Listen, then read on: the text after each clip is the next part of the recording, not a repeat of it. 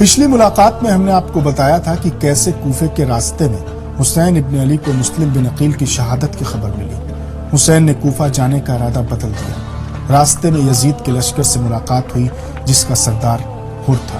حر نے کیسے امام حسین کے قافلے کا رخ کربلا کی طرف موڑا۔ حسین عرب کے اس ریگستان میں ایک انجان منزل کی طرف بڑھ رہے تھے۔ دن گزر رہا تھا، رات کی سیاہی آسمان پر چھا چکی تھی۔ کیسی بھیانک رات تھی، چاروں طرف اندھیرا ہی اندھیرا چھایا ہوا تھا۔ ہاتھ کو ہاتھ دکھائی نہیں دے رہے تھے، دور تک صرف سناٹا ہی سناٹا تھا، منزل کا کوئی پتہ نہیں۔ پیاس بچوں سے لے کر بزرگوں تک کو تڑپا رہی تھی۔ کسی طرح رات گزری تو صبح سورج کی گرمی اور محمد کے گھرانے کے چھوٹے چھوٹے بچے، لگاتار صحرا کا سفر، کربلا قریب تھی۔ کربلا پر امام حسین نے نظر ڈالی تو جی بھر آیا، پکار کر کہا، لو ہماری منزل آ گئی، اب یہاں سے نہ آگے جانا ہے نہ پیچھے ہٹنا۔ قافلہ روکا گیا۔ حسین ابن علی کی بہن زینب کبریٰ نے سہم کر بھائی کو دیکھا۔ یہ کون سی زمین ہے بھائی؟ نہ کوئی بستی دکھائی دیتی، نہ لوگ ہی نظر آتے ہیں، میرا تو دل بیٹھا جا رہا ہے۔ بھائی ہم یہاں رہیں گے کیسے؟ مجھے تو اس زمین سے خون کی مہک آ رہی ہے۔ حسین ابن علی بولے، زینب یہ وہی مقام ہے جسے میں نے اکثر پریشانی کے عالم میں خواب میں دیکھا ہے۔ وہ دیکھو سامنے ہی تو نہر القمہ ہے، اسی نہر کے کنارے ہم اپنے اپنے خیمے نصب کر لیں گے۔ زینب بنت علی نے بہتے ہوئے دریا کی طرف نظریں ڈالی تو آنکھوں میں آنسو آ گئے۔ حسین ابن علی نے زینب کو سنبھالا، زینب تم تو علی کی بیٹی ہو، تم اتنا کیوں گھبرا رہی ہو؟ تم گھبراؤ گی تو اوروں کا کیا حال ہوگا؟ قسمت میں کربلا آنا لکھا تھا، اب ہم اسی جنگل کو بسائیں گے، اسے آباد کریں گے۔ میں پتہ کرتا ہوں کہ یہ زمین کس کی ہے، کس کی ملکیت ہے، اس زمین کا مالک کون ہے۔ حسین نے اپنے جوانوں کو بلایا اور حکم دیا کہ ذرا قریب کی بستی میں جاؤ اور پتہ کرو کہ اس زمین کا مالک کون ہے۔ حسین ابن علی نے اپنے بیٹے علی اکبر کے کندھے پر ہاتھ رکھا۔ اکبر یہ جگہ پسند ہے؟ جواب ملا، لاجواب مقام ہے بابا۔ اکبر کا جواب سن کر امام حسین مطمئن ہو گئے۔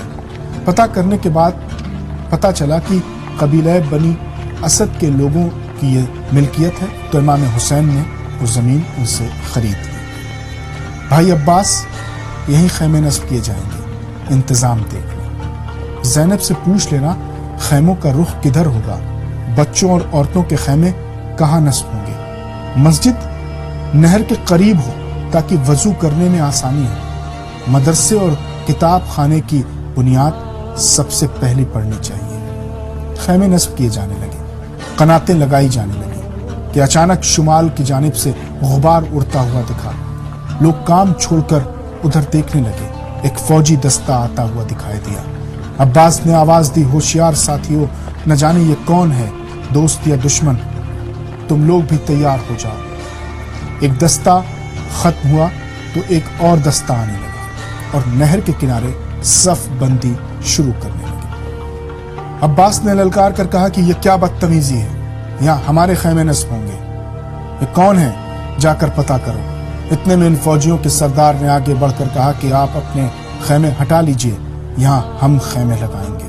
عباس نے کہا کہ تم اپنے خیمے کہیں اور لگا لو، گھاٹ تو بہت بڑا ہے۔ فوجی نے جواب دیا، نہیں، یہ پورا گھاٹ اب فوج کے قبضے میں رہے گا، ہمارے بہت سے دستے ابھی راستے میں ہیں، 10,000 تو صرف کوفے سے دستے آ رہے ہیں، پھر شام اور روم کی فوجیں بھی راستے میں ہیں۔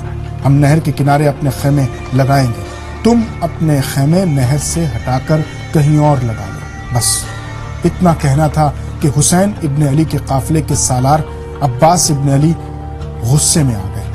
تو ہمیں دھمکی دے رہا ہے؟ تیری یہ مجال، لمحے میں ہم تہس نہس کر دیں گے، ہمارے خیمے یہیں پر رہیں گے۔ اگر کسی نے آگے بڑھنے کی کوشش کی تو خون کی ندیاں بہہ جائیں گی۔ عباس کی آواز سن کر ساتھیوں کو بھی غصہ آ گیا۔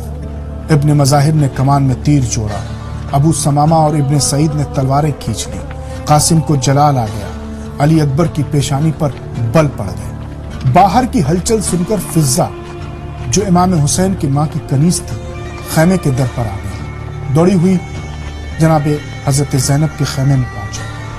بی بی عباس ابن علی کو جلال آ گیا ہے۔ زینب نے عباس تک فوراً پیغام پہنچایا۔ امام حسین آگے بڑھے، اپنے بھائی عباس کو روکا۔ عباس، ہمارا مسلک امن ہے۔ عباس سر سے پاؤں تک لرز رہے تھے۔ کہا آقا، ہم حق پر ہیں، لیکن ہم رسول خدا کی آل ہیں۔ جنگ ہمارا شیوا نہیں ہے عباس، ہم تو پردیس میں ہیں، ہمارے لیے کیا جنگل، کیا ترائی، کیا ریگستان۔ عباس، اپنے ارادے بدل دو۔ حسین کی اجازت ہوئی۔ عباس نے دریا سے خیمے ہٹا لیے اور نہر سے 400-500 قدم دور امام حسین کے خیمے کو لگایا جانے لگا۔